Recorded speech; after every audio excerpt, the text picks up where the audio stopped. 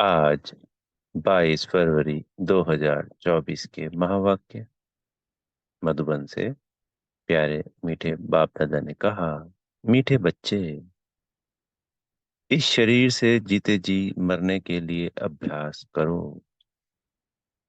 मैं भी आत्मा, तुम भी आत्मा। इस अभ्यास से ममत्व निकल जाएगा।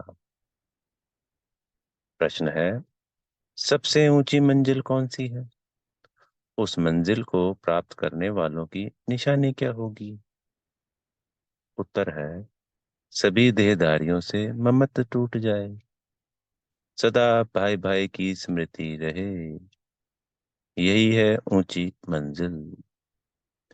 इस मंजिल पर वही पहुंच सकते हैं जो निरंतर देही अभिमानी बनने का अभ्यास करते हैं। अगर देही अभिमानी नहीं तो कहीं ना कहीं फंसते रहेंगे, या अपने शरीर में या किसी और मित्र संबंधी के शरीर में। उन्हें कोई की बात अच्छी लगेगी या कोई का शरीर अच्छा लगेगा। ऊंची मंजिल पर पहुंचने वाले देह से प्यार नहीं कर सकते। उनका शरीर का भान टूटा हुआ होगा। ओम शांति। रूहानी बाप रूहानी बच्चों को कहते हैं, देखो, मैं तुम सभी बच्चों को आप समान बनाने आया हूं। अब बाप आप समान बनाने कैसे आएंगे? वह है निराकार। कहते हैं, मैं निराकार हूं। तुम बच्चों को आप समान अर्थात निराकारी बनाने, जीते जी मरना सिखलाने आया हूं। सारी बात आत्मा, स्वयं को आत्मा समझना, यही मूल मंत्र है, यही मूल पाठ है, यही इस ABCD का ए है। ए फॉर आत्मा।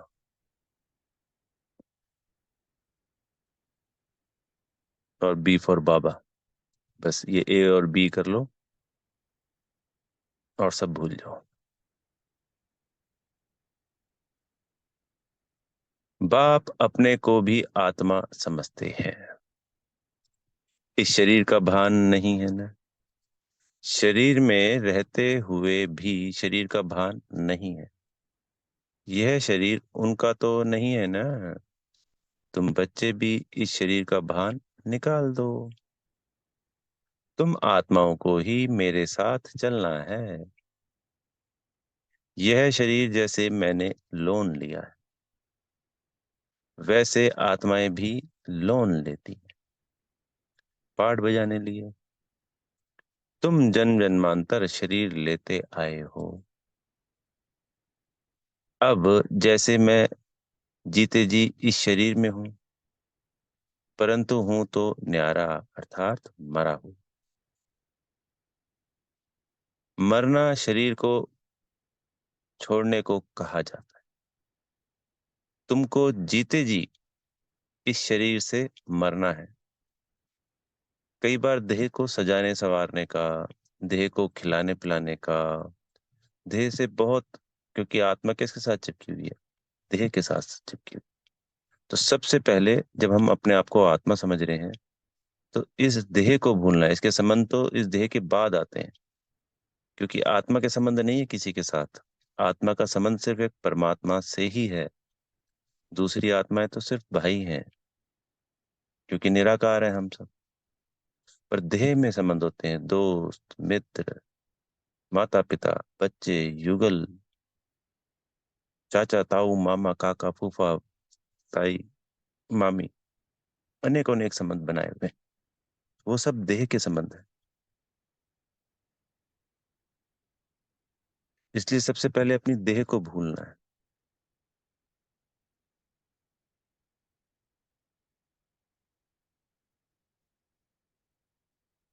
इसको बाबा की अमानत समझ के इसका ध्यान रखना है।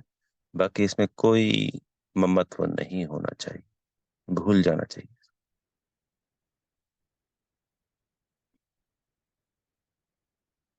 तुमको जीते जी इस शरीर से मरना है। मैं भी आत्मा, तुम भी आत्मा। तुमको भी मेरे साथ चलना है या यहाँ ही बैठना है। तुम्हारा इस शरीर में जन्म जन्मांतर का मोह है। जैसे मैं अशरीरी हूँ, तुम भी जीते जी अपने को अशरीरी समझो। हमको अब बाबा के साथ जाना है। जैसे बाबा का यह पुराना शरीर है, तुम आत्माओं का भी यह पुराना शरीर है। पुरानी जूती को छोड़ना है। जैसे मेरा इसमें ममत्व नहीं है, तुम भी इस पुरानी जूती से ममत्व निकालो। तुमको ममत्व रखने की आदत पड़ी हुई है, हमको आदत नहीं है। मैं जीते जी मरा हुआ हूँ, तुमको भी जीते जी मरना है, मेरे साथ चलना है। तो अब यह प्रैक्टिस करो। शरीर का कितना भान रहता है, बात मत पूछो। शरीर रोगी हो जाता है तो भी आत्मा उसको छोड़ती नहीं है। तो कई आत्माएं कई कई सालों तक बेड पे लगी पड़ी रहती हैं, दुखी होती रहती हैं, पर शरीर नहीं छूटता है। इतना गहरा तकलीफ हो रही है इस वक्त। जन्म पे भी तकलीफ है इस शरीर के द्वारा, और मृत्यु पे भी तकलीफ है।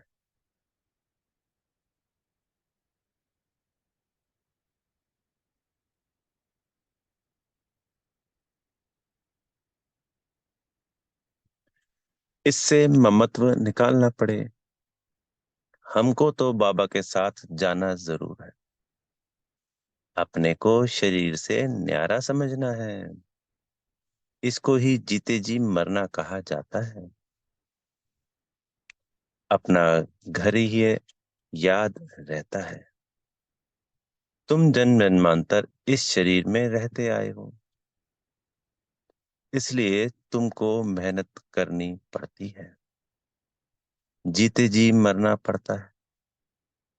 मैं तो इसमें आता ही हूँ टेम्परेरी। तो मर कर चलने से, अर्थात अपने को आत्मा समझकर चलने से, कोई भी देहधारी में ममत्व नहीं रहेगा। अक्सर करके किसी न किसी का किसी में मोह हो जाता है। बस उनको देखे बिगर रह नहीं सकते। यह देहधारी की याद एकदम उड़ा देनी चाहिए, क्योंकि बहुत बड़ी मंजिल है। खाते पीते जैसे कि इस शरीर में हूं ही नहीं, यह अवस्था पक्की करनी है। तब 8 रत्नों की माला में आ सकते हैं। मेहनत बिगर थोड़ी ही ऊंच पद मिल सकता है। जीते जी देखते हुए समझें कि मैं वहां का रहने वाला हूँ। जैसे बाबा इसमें टेम्परेरी बैठा है, ऐसे अब हमको भी घर जाना है।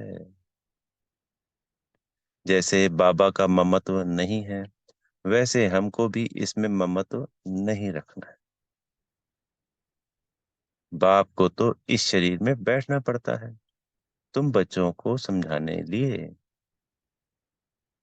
तुमको अब वापस चलना है, इसलिए कोई देहधारी में ममत्व ना रहे। यह फलानी बहुत अच्छी है, मीठी है, आत्मा की बुद्धि जाती है ना। बाप कहते हैं शरीर को नहीं, आत्मा को देखना है। शरीर को देखने से तुम फंस मरेंगे। बड़ी मंजिल है। तुम्हारा भी जन्म जन्मांतर का पुराना ममत्व है, बाबा का ममत्व नहीं है। तब तो तुम बच्चों को सिखलाने आया हूं। बाप खुद कहते हैं मैं तो इस शरीर में नहीं फंसता हूं, तुम फंसे हुए हो। मैं तुमको छुड़ाने आया हूं। तुम्हारे 84 जन्म पूरे हुए, अब शरीर से बांध निकालो। देह ही अभिमानी होकर ना रहने से तुम कहीं ना कहीं फंसते रहेंगे। कोई की बात अच्छी लगेगी, कोई का शरीर अच्छा लगेगा, तो घर में भी उनकी याद आती रहेगी। जिस्म पर प्यार होगा तो हार खा लेंगे। ऐसे बहुत खराब हो जाते हैं। बाप कहते हैं, स्त्री पुरुष का संबंध छोड़ अपने को आत्मा समझो। यह भी आत्मा, हम भी आत्मा। आत्मा समझते समझते शरीर का भान निकलता जाएगा। आत्मा की याद से ही विकर्म भी विनाश होंगे। इस बात पर तुम अच्छी तरह से विचार सागर मंथन कर सकते हो। विचार सागर मंथन करने बिगर तुम उछल नहीं सकेंगे। यह पक्का होना चाहिए कि हमको बाप के पास जाना है, जरूर। मूल बात है याद की। 84 का चक्र पूरा हुआ, फिर शुरू होना है। इस पुरानी देह से ममत्व नहीं हटाया तो फंस पड़ेंगे, या अपने शरीर में, या कोई मित्र संबंधी के शरीर में। तुमको तो किससे भी दिल नहीं लगानी है। अपने को आत्मा समझ बाप को याद करना है। हम आत्मा भी निराकार, बाप भी निराकार। आधा कल्प तुम भक्ति मार्ग में बाप को याद करते आए हो ना। हे प्रभु कहने से शिवलिंग ही सामने आएगा। कोई देहधारी को हे प्रभु कह ना सके। सभी शिव के मंदिर में जाते हैं, उनको ही परमात्मा समझ पूछते हैं। ऊंचे ते ऊंचा भगवान एक ही है। ऊंचे ते ऊंचा अर्थात परम धाम में रहने वाला। भक्ति भी पहले अव्यभिचारी होती है, एक की, फिर व्यभिचारी बन जाती है। व्यभिचारी अर्थात अनेकों की। तो बाप बार बार बच्चों को समझाते हैं कि तुमको उच्च पद पाना है तो यह प्रैक्टिस करो। देह का भान छोड़ो। आज बाबा पूरी मुरली शुरू से लेके अभी तक या अंत तक सिर्फ और सिर्फ एक, स्वयं को आत्मा ही समझना, इस देह से ममत्व को निकाल देना, इस पे ही चला रहे। कितनी गहराई से हमको पाठ पक्का कराते हैं बाबा। शुक्रिया बाबा, शुक्रिया। सन्यासी भी विकारों को छोड़ते हैं ना। आगे तो सतो प्रधान थे, अभी वह भी तमो प्रधान बन पड़े। सतो प्रधान आत्मा कशिश करती, अपवित्र आत्माओं को खींचती है, क्योंकि आत्मा पवित्र है। बल पुनर्जन्म में आते तो हैं, तो भी पवित्र होने के कारण खींचते हैं, क्योंकि संन्यास धर्म में जो आत्मा है और उच्च कोटि की अगर आत्मा होगी तो वो तो हर जन्म में पवित्र रहेगी। अनेक अनेक जन्म पवित्र रह सकती है, तो उसकी पे पाप का खाता भी नहीं होगा। सतो प्रधानता भी अच्छी रहेगी, लंबे समय तक रहेगी, सतोगुणी रहेगी। तो फिर कशिश होगी ना दूसरी आत्माओं को, क्योंकि घर गृहस्थी में रहने वाली आत्माएं तो क्या होती जाती हैं, पतित होती जाती हैं। तो उनको कशिश रहेगी, खींच रहेगी। तो पवित्र होने के कारण खींचते हैं। कितने उन्हों के फॉलोवर बनते हैं। जितनी पवित्रता जास्ती, ताकत उतने ज्यादा फॉलोवर्स। यह बाप तो है ही एवर प्योर और है भी गुप्त। डबल है ना। ताकत सारी उनकी है, इनकी नहीं। इनकी यानी ब्रह्मा की नहीं। शुरू में भी तुमको उसने कशिश की, इस ब्रह्मा ने नहीं की, क्योंकि वह है तो है एवर प्योर। तुम कोई इनके पिछाड़ी नहीं भागे। यह कहते हैं मैं तो सबसे जास्ती पूरे 84 जन्म प्रवृत्ति मार्ग में रहा, यह तो तुमको खींच ना सके। बाप कहते हैं मैंने तुमको खींचा। भल सन्यासी पवित्र रहते हैं, परंतु मेरे जैसा पवित्र तो कोई भी होगा नहीं। वह तो सब भक्ति मार्ग के शास्त्र आदि सुनाते हैं। मैं आकर तुमको सब वेदों शास्त्रों का सार सुनाता हूँ। चित्रों में भी दिखाया है। विष्णु की नाभि से ब्रह्मा निकला, फिर ब्रह्मा के हाथ में शास्त्र दिखाए हैं।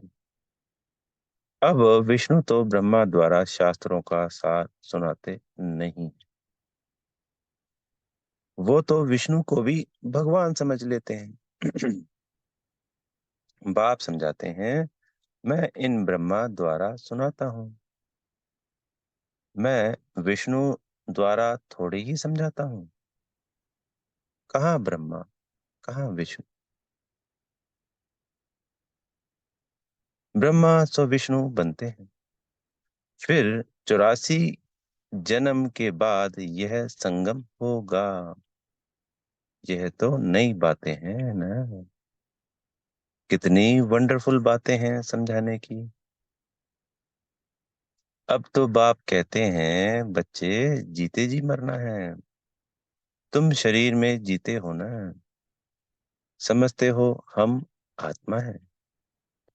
हम बाबा के साथ चले जाएंगे। यह शरीर आदि कुछ भी नहीं ले जाना है। अब बाबा आया है तो कुछ तो नई दुनिया में ट्रांसफर कर दे। मनुष्य दान पुण्य आदि करते हैं दूसरे जन्म पाने के लिए। तुमको भी नई दुनिया में मिलना है। यह भी करेंगे वही जिन्होंने कल पहले किया होगा। कम जास्ती कुछ भी होगा नहीं। तुम साक्षी होकर देखते रहेंगे। कुछ भी कहने की दरकार नहीं रहती। फिर भी बाप समझाते हैं, जो कुछ करते हैं तो उसका अहंकार नहीं आना चाहिए। हम आत्मा यह शरीर छोड़कर जाएंगे। वहां नई दुनिया में जाकर नया शरीर लेंगे।